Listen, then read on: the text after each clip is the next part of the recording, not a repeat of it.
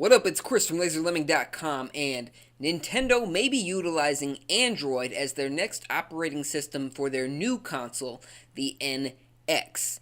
This rumor comes from Nikkei. It's a Japanese gaming website that I'm sure I'm mispronouncing their name, but they posted up this long article about Nintendo's relationship with DNA, and they had a very interesting point about their next system's operating system, their next OS.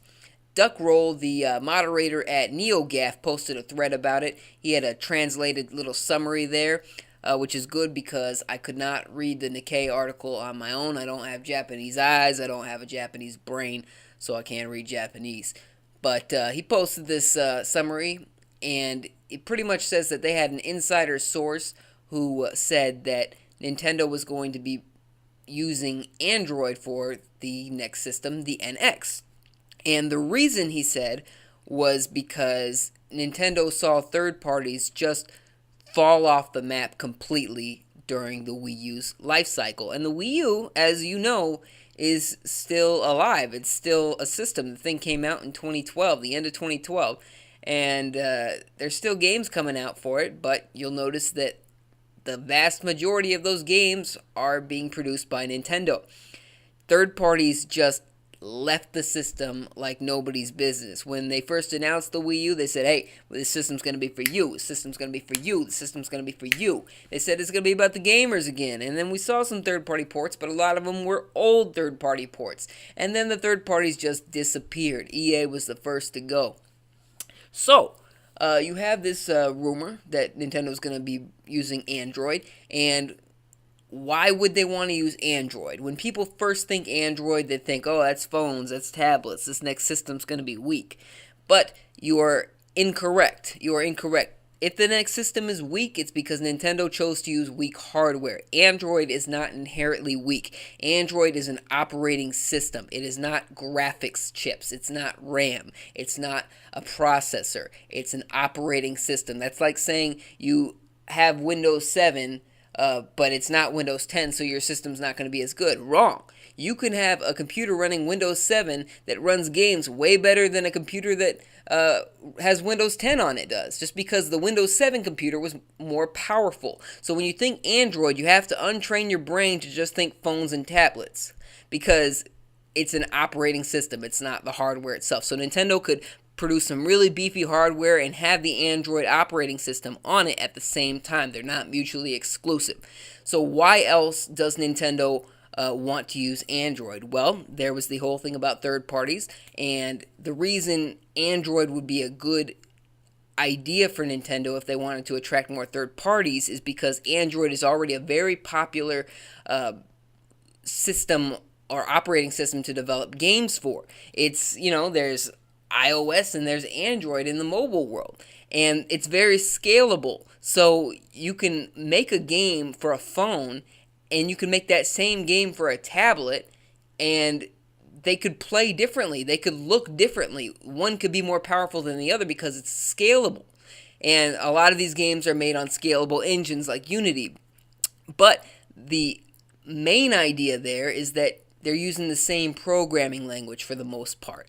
And I'm going to start talking out of my ass a little bit, but this is where Iwata has really alluded to an idea that sounds like Android really could be in their future. He said multiple times over the last couple of years that they want to make their next systems, meaning console and handheld, something that they could more easily cross-develop for. They want to be able to create assets for both systems at the same time. They want to be able to create programming, engines, things that they can move in and out between the two. So maybe if they did want to make a port of the next Mario game for both their handheld and their console, they could do so without having to do too much extra work. Iwata's also said some cryptic things about how with iOS and Android, Apple and Google and other smartphone companies are able to make new models of their phones year after year after year, and they don't have to worry about losing game development support because the games work on every phone and every tablet for the most part. The first iPhone games could run on the new iPhones, but the newest iPhone games are going to have trouble running on the oldest iPhone. So it's to a certain extent. The first iPhone came out in like what, 2007. There is a limit here.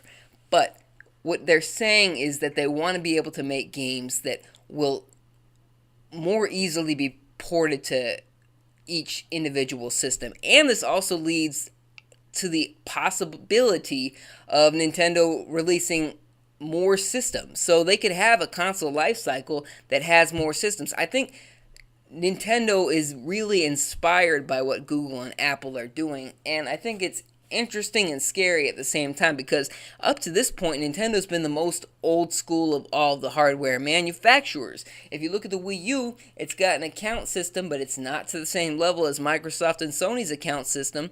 You know, you have to call Nintendo if your system gets stolen, you want to re-download your games. You have to actually make a phone call to do that. It's kind of old school. So if you hear that Nintendo's going to be the first console manufacturer going after a huge operating system like Android, that's a big deal. That's a big deal. It's very forward thinking of Nintendo. It's also kind of scary for Nintendo because Android is very hack prone. And people are saying, you know, well, if Nintendo creates a whole system with an Android operating system, that thing's going to be hacked day one. So it's possible that piracy could be a much bigger factor than it ever has been before with Nintendo.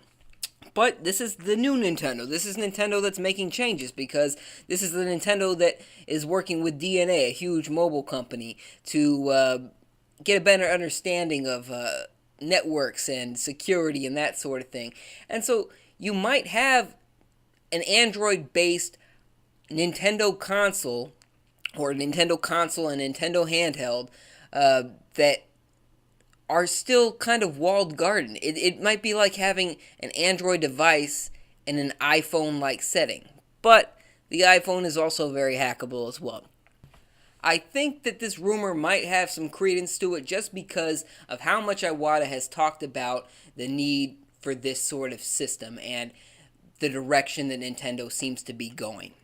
But that's my long-winded thoughts on the situation. What do you think about an Android device produced by Nintendo? Do you think that this would open up a lot more third-party support? I think that's a given, but who knows, you know? We'll hear more about it probably next year, maybe a little bit more even after that. But let me know your thoughts in the comment section below. Subscribe for more if you haven't already. Thank you very much for watching. I'll see you next time.